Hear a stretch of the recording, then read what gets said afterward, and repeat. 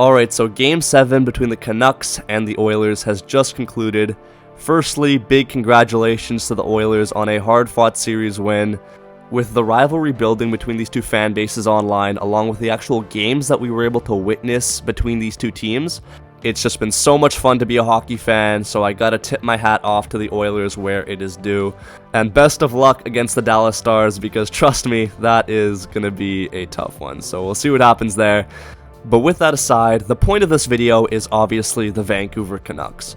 I do want to give a more in-depth analysis on this season in just a minute here, but before we get to that, for the last time this season, let's jump straight into the first period of play to discuss what went down in this hockey game. Obviously, the big news heading into this game is no Brock Boeser, no leading goal scorer for the Vancouver Canucks in Game 7.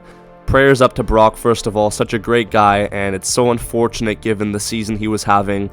But no matter how you look at this, it's a huge loss for the Canucks, because now you're forced to put Ilya Mikheyev in a top 6 role, and he gets given a golden opportunity to put the Canucks up 1-0 in this game.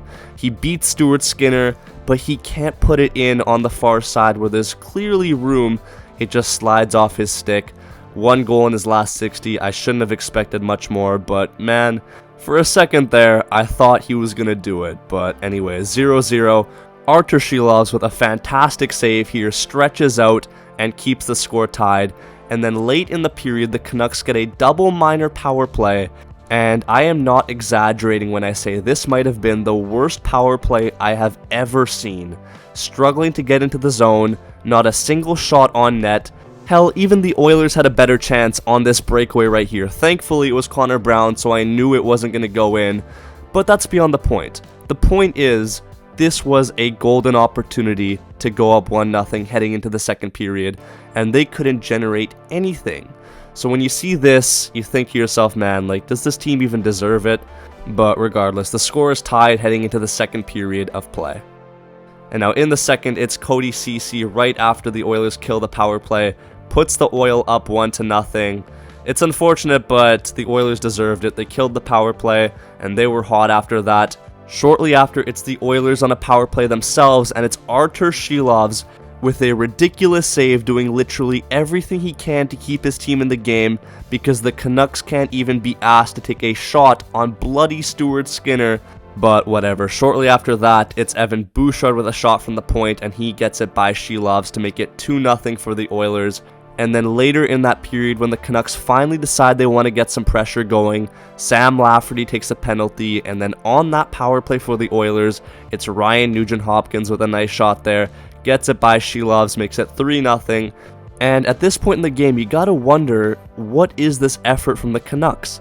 And obviously not to take anything away from the Oilers, because I did think they played very well up until this point, but in terms of Vancouver's side of things, I thought in Game 5 they played great, Game 6 was a no-show, and now in Game 7, only 5 shots on shaky Stuart Skinner halfway through the game.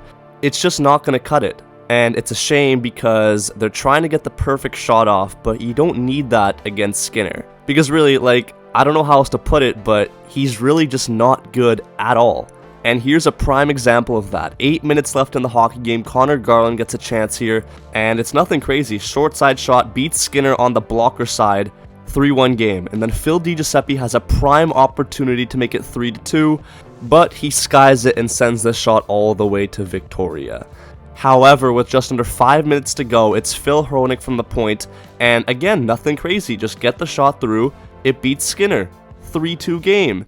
And of course they reel everyone's emotion back into it, everyone's hyped up, ready to go, but the Oilers just hang on, and they will move on to face Dallas on Thursday. Round 3 kicks off then. Now, in terms of how I feel about this team as of right now, obviously it's bittersweet. On one hand, you're never happy to see your team get knocked out in any case, but you look back on the entire season and it's just crazy to me what they were able to achieve with the expectations that they were given. This was a lottery team at the start of the year, and heading into it, a lot of people counted them out from the start, and tons of analysts and keyboard warriors saying this team was going to regress, this team wasn't going to make the playoffs. But then they just kept going and going. They win the Pacific. They have people nominated for so many awards like the Jack Adams, the Norris, the Lady Byng, the Vezina. And then you get to the playoffs, and a lot of people say that the Canucks are an easy first round exit because they lack experience. They face major adversity, losing Thatcher Demko, their Vezina goaltender, at the start of the playoffs, and then Casey DeSmith, their backup, gets injured in Game 3, so they have to rally behind Artur Shilovs, who takes over the crease from then on forward, and he does absolutely incredible.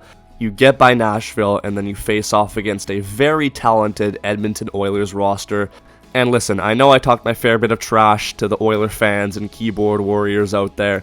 I'm not the most popular among Oiler Nation, but, you know, I do kind of like that role as well. And honestly, the back and forth between these two teams is another thing that really made it more fun, for me at least, just to build the hype between these two fan bases. And now that the Oilers have won, Oiler fans, you've earned it.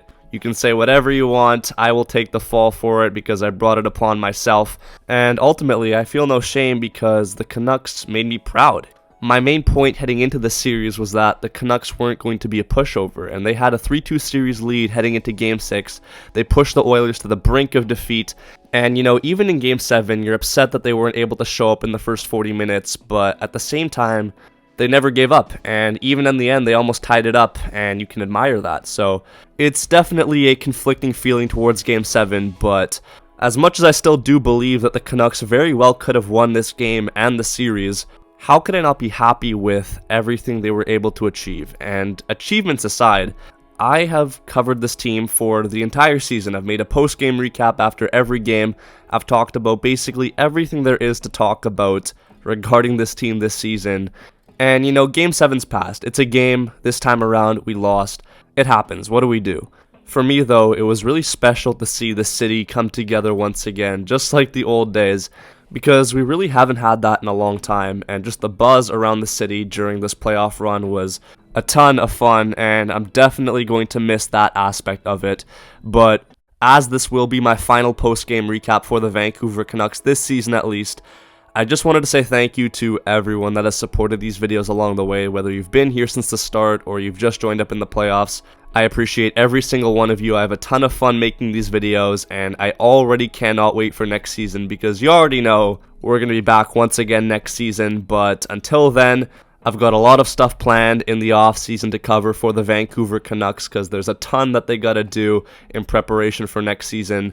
But before that, we still have a ton of good hockey to get through. I'll be covering the rest of the playoffs, and hopefully we can hit that 10K before the Stanley Cup is awarded at the end of the season. But yeah, man, it's been real. Thank you all so much for watching. I think that's all I gotta say. Subscribe if you are new around here. Peace out, and take care.